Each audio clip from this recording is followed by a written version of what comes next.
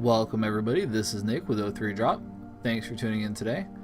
So on the left hand side we have myself playing Son Gohan, and this is my pretty awesome spicy list that I made the deck profile video just shortly ago.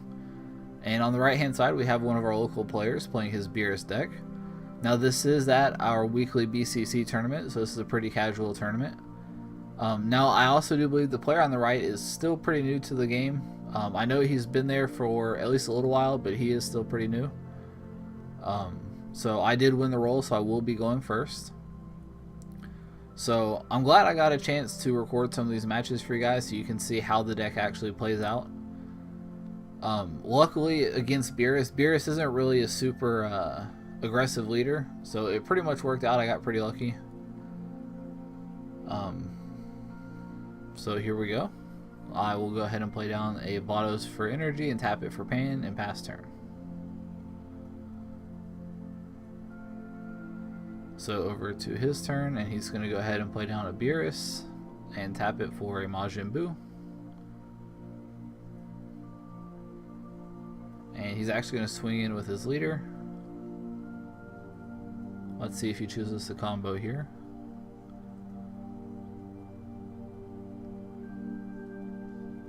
And nope, it's just going to be the Buu. And so I go ahead and combo with the pan and draw one.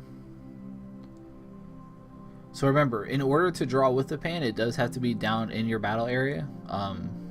Very important, you can't combo with it from hand. Now, in this situation right here, I do see the Quick Rush Trunks. I believe the reason I didn't put that down as energy is just because it is a free 5k combo versus the one cost of the Goku. Honestly, looking back on it, I probably wish I would have put down the Trunks as energy, but it's not a big deal. So I did go ahead and swing into his Beerus here with the with my leader and combo with the TN.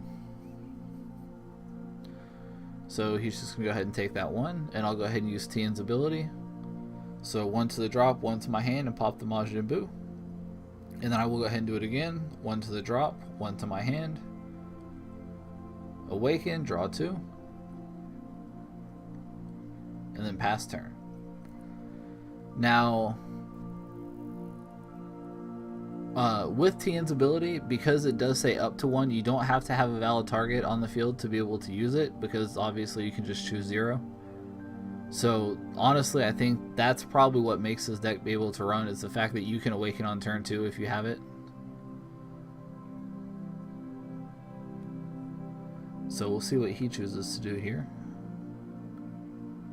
And it looks like there is a Bulma.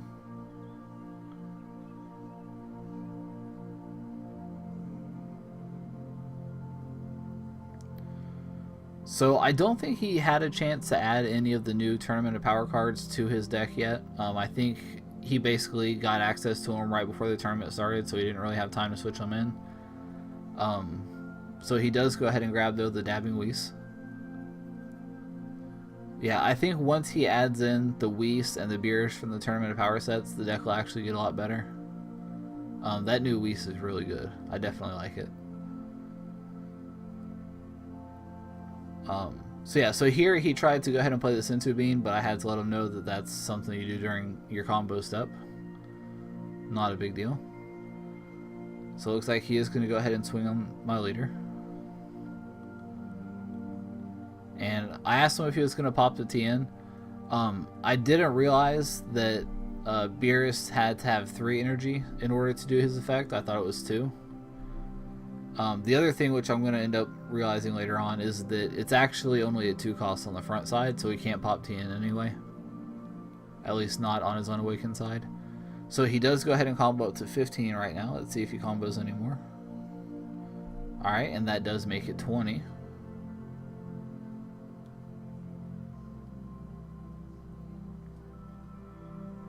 So I do choose to use a super combo to put me 25 to block.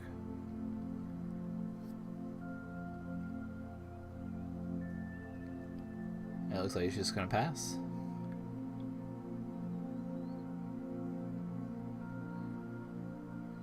And it looks like I do put down the Kaba.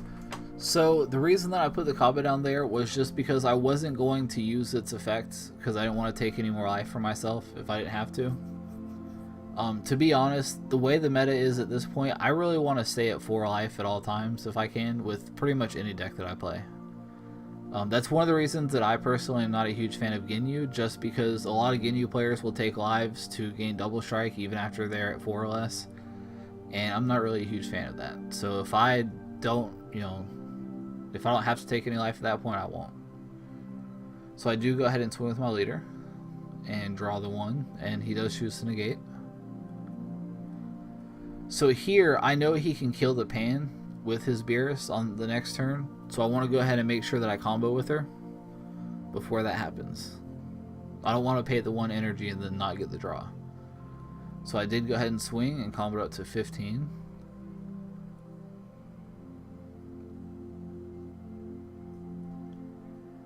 Alright, and he paid 1 to combo with the Whis to block it.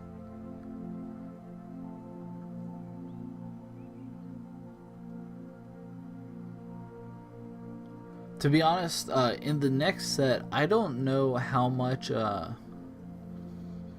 well, in this current set, I don't know how much you really need 12-drop Whis. I feel like now with the 3-drop Whis, you can ramp to your Beerus fast enough, and the Beerus cards are decent enough that they could also be your finishers. So yeah, I don't know how much I like the 12-drop Whis at this point.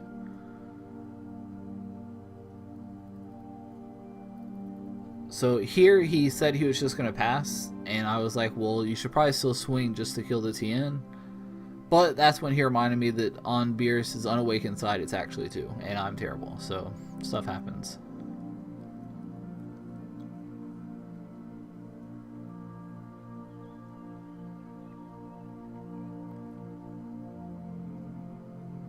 So now I'm at 4 energy.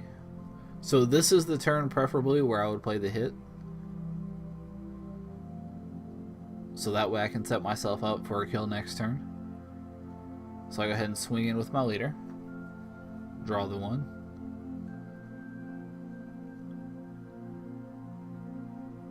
And no combos there, so 15 single, and he just decides to take it.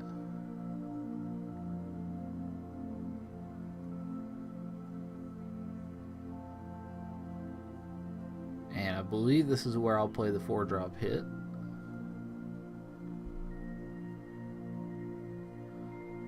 So a lot of the reason that I'm totally okay with doing this is because A, I know he's not awakened, so like I'm not super worried about him, doing anything with his leader as far as attacking me back.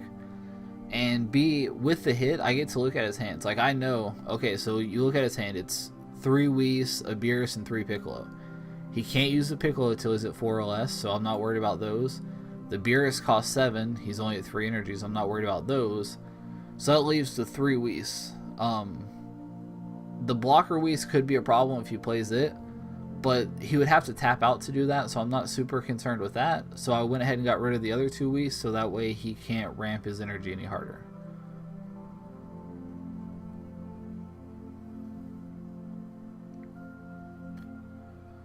So he goes ahead and plays the Whis.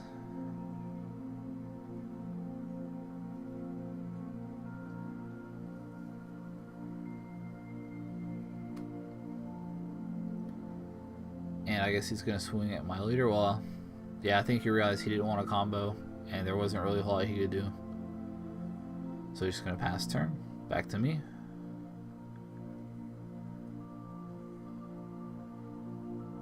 And so that's me telling him that the cards go back to his hand. So at this point, he's still at 6. And so I still do need to take one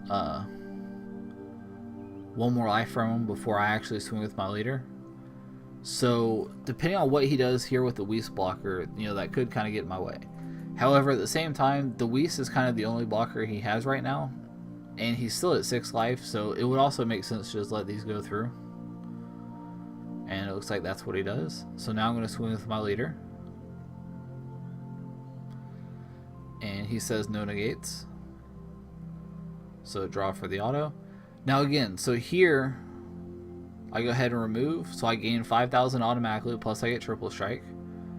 So the important thing to remember here is that you only want to combo with stuff that's free, because I have exactly the amount of energies that I need to evolve hit, and so I don't want to spend energy on anything. So 20, 30, 40, 50, 60. So 60,000 triple strike, and he's just going to take it. And then I evolve the hit. And that's game. So yeah, thank you guys for watching. Let me know what you think down in the comments below. Again, it's a really fun deck, and I can't wait to play it some more.